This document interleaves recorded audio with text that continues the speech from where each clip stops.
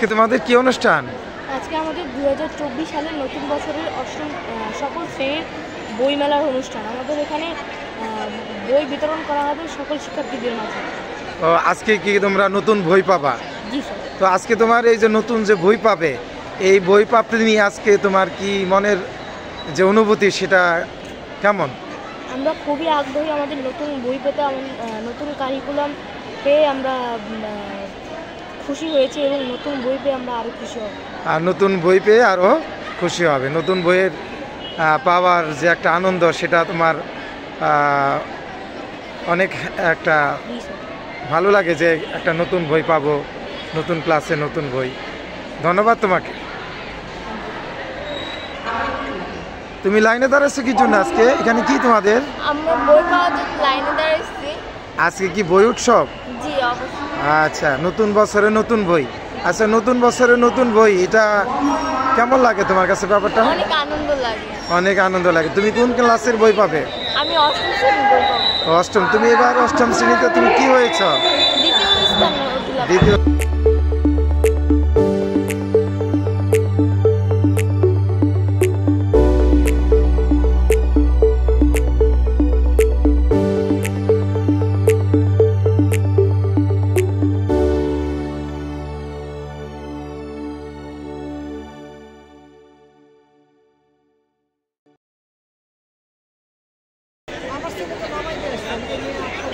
আসসালামু আলাইকুম স্যার।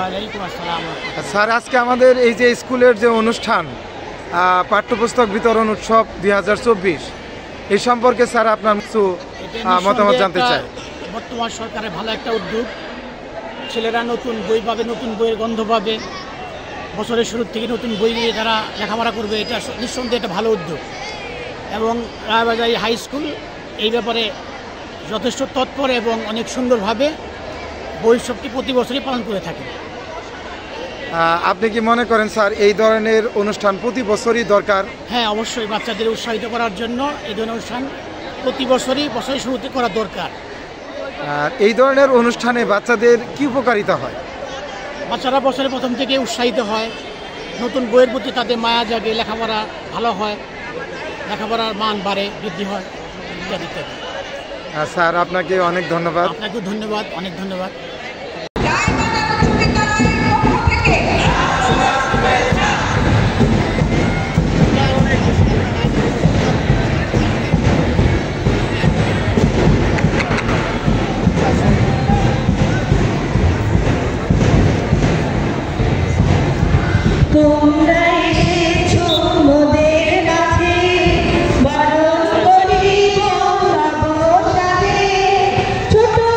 ছোট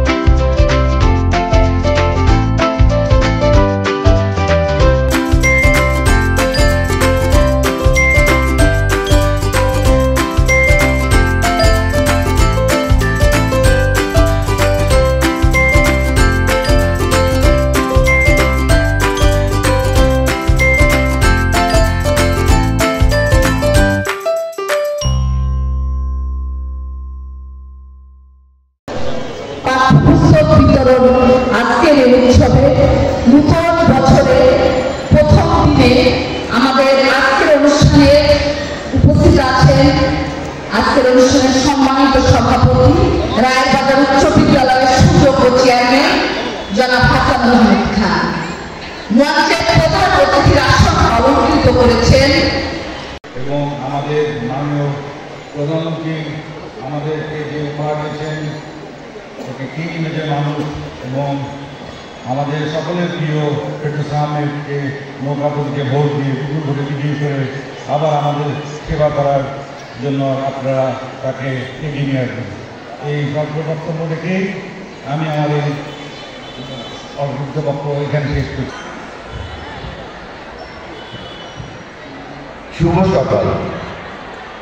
আজকের সকালটা কিন্তু বাকি সকালগুলো থেকে আলাদা, কারণ আজকে সকাল দিয়ে শুরু হলো নতুন একটি দিন, নতুন একটি বছর, নতুন একটি আশা। নতুন এক আশা নিয়ে আমরা আবার নতুন করে সাহস শক্তি সঞ্চয় করে সামনের দিকে এগিয়ে যাবো ইনশাআল্লাহ। গত বছর আমাদের ভালো কেটেছে, এই বছর আরও ভালো কাটুক এই আশা করি। এই আশা নিয়েই কিন্তু আমরা বেঁচে থাকি। আজকে এখানে এতক্ষণ ধরে যে কথাগুলি শুনলাম এর মধ্যে অনেকগুলো আশার কথা শুনেছি। একটি বড় আশার কথা, এই স্কুল রায়েরবাজার উচ্চ বিদ্যালয়ের জন্য সরকারি হয় ইনশাআল্লাহ।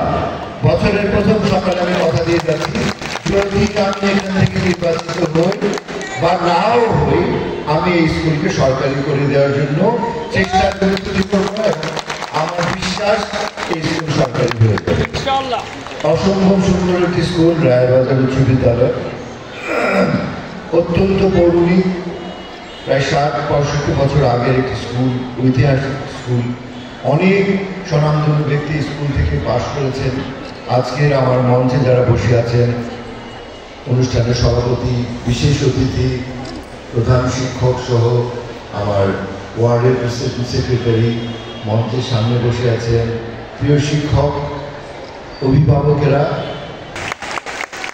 আমার শৈশব কেটেছে কিন্তু এরকম একটা পরিবেশে, কারণ আমার বাবা ছিলেন শিক্ষা অফিসার, জেলা প্রাথমিক শিক্ষা অফিসার।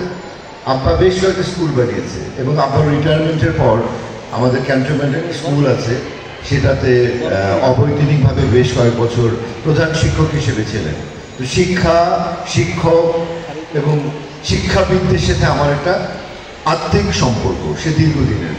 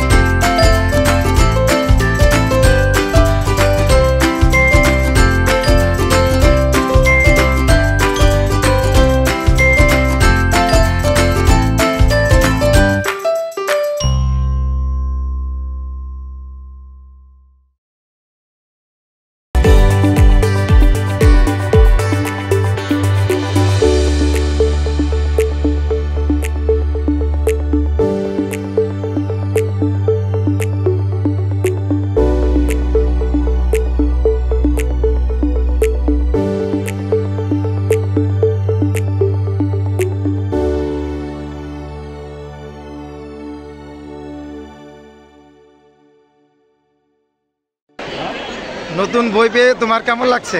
খুব আনন্দ লাগছে। খুব আনন্দ লাগছে তোমার? খুব আনন্দ। আর কিছু বলো, অনুভূতি বলো, তোমার বই পেয়ে কেমন লাগছে? অনেক ভালো। অনেক ভালো লাগছে। তোমার? আমারও খুব ভালো। তুমি কোন ক্লাসের? ক্লাস 7 7-এর। সপ্তম? তুমি? আমিও তিনজনই 7-এর। আচ্ছা আচ্ছা, ভালোভাবে লেখাপড়া করবে, নতুন বই পেয়েছ, এটা অনেক বড় ব্যাপার। হ্যাঁ, এই যে তোমার নাম সুমাইয়া আক্তার না? আচ্ছা,